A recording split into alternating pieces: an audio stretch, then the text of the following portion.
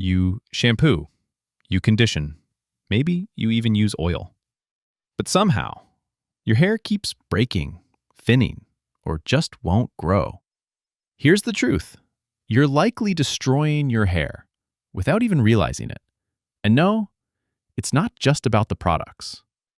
The average person sheds about 50 to 100 strands of hair a day. That's normal. But when your pillow is covered in strands, or your brush collects hair clumps, that's not just stress or genetics.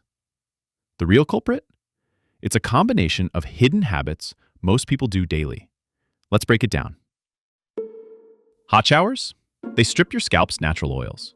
Cotton pillowcases? They cause friction and breakage. Tight ponytails or caps? They trigger something called traction alopecia. And then, there's your shampoo.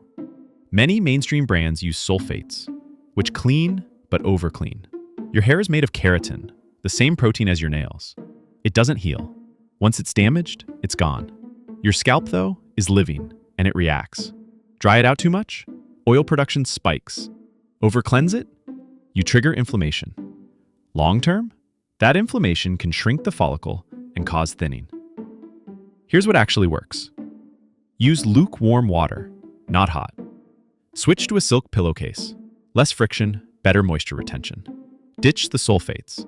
Look for shampoos with gentle surfactants. Avoid heat styling more than twice a week.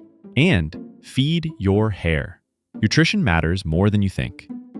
Your hair tells a story of stress, of routine, of care. You don't need fancy products or 10-step routines. Just awareness, small changes. Because most of the damage, it's preventable. And it starts in your own shower.